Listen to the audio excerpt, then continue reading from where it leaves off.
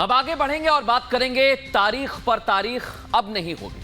आपने सुना होगा, एक फिल्म का फेमस डायलॉग है, लेकिन तारीख पर तारीख अब क्यों नहीं मिलेगी बताता हूं आपको। क्योंकि भारत ने अब कानून बदल दिए हैं और गृह मंत्री अमित शाह ने आज कहा कि हमने अंग्रेजों के बनाए हुए जो बेकार कानून थे उन्हें खत्म किया है और एक नई व्यवस्था बनाई है।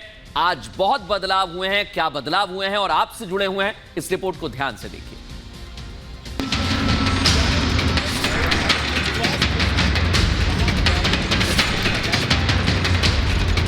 प्रधानमंत्री नरेंद्र मोदी ने एक बार नहीं बल्कि कई बार अंग्रेजों के जमाने के कानूनों का जिक्र किया है।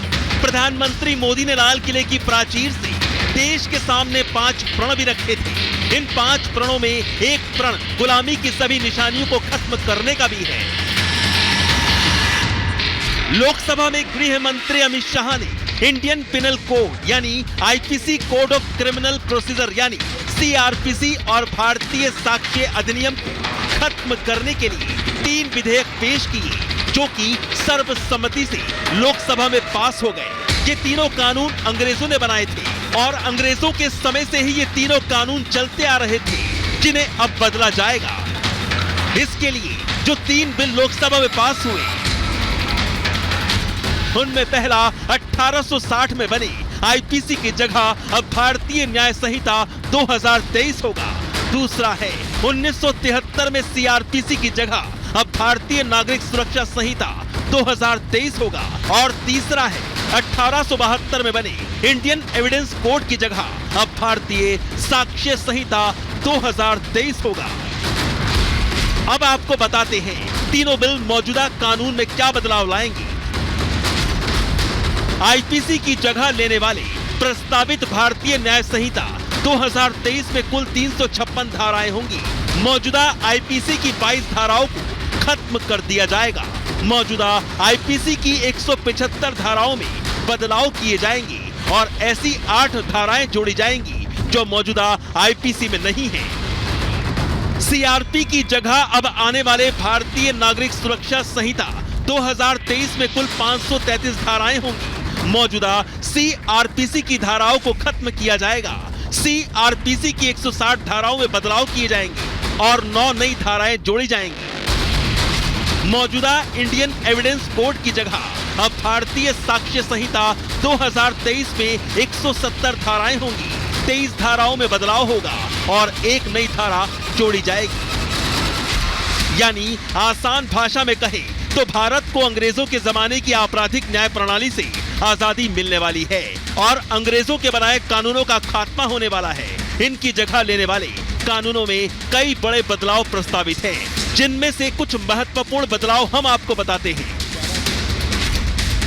राजद्रोह कानून पूरी तरह से खत्म होगा। भगोड़ों के खिलाफ सख्त कानून होगा। क्राइम सीन पर फॉरेंसिक टीम का जाना अनिवार्य होगा। नाबालिग से रेप मामले में मौत की सजा का प्रावधान होगा। मॉब लिंचिंग पर फांसी की सजा का प्रावधान होगा। तय समय से सरकारी कर्मचारी के खिलाफ मुकदमे की मंजूरी होगी। गैंग रेप में 20 साल या आजीवन कारावास की सजा होगी। 3 साल तक की सजा वाली धाराओं का समरी ट्रायल होगा। दोषियों की संपत्ति कुर्क करने का कोर्ट आदेश देगा। आइए अब बताते हैं आईपीसी की धाराओं में जो बदलाव हुए हैं। उनमें हत्या पर धारा 302 की जगह धारा 101 लगाई जाएगी। वहीं धोखाधड़ी की धारा 420 की जगह धारा 316 लगेगी। अपहरण की धारा 362 की जगह धारा 135 प्रभाव में आएगी। वहीं रेप की धारा 375-76 की जगह धारा 63 होगी। गैंगरेप की धारा 376 की जगह धारा 70 प्रभावित होगी। दहेज हत्या की धारा 304 बी की जगह अब धारा 799 प्रभावी होगी। देश के खिलाफ षड्यंत्र रचने वालों पर धारा 121 की जगह धारा 145 लगाई जाएगी। वहीं आत्महत्या के लिए उकसाने पर धारा 306 की जगह अब धारा 106 लगेगी। वैसे राजद्रोह कानून खत्म करके नई धारा को जोड़ने से जुड़ा एक तथ्य ये भी है कि ये कानून हमेशा से विवादों में रहा है। सरकारों के इसके गलत इस्तेमाल के आरोप लगते रहे हैं। सुप्रीम कोर्ट भी राजद्रोह कानून पर सवाल उठा चुका है और कह चुका है कि राजद्रोह कानून को व्यवस्था की गड़बड़ी या फिर हिंसा के लिए उकसाने तक ही सीमित होना चाहिए। लेकिन राजद्रोह कानून की जगह जो नई धाराएं लाई गई हैं, उसकी परिभाषा भी मौजूद राजद्रोह कानून की तरह ही है। Bureau report, Republic Bharat.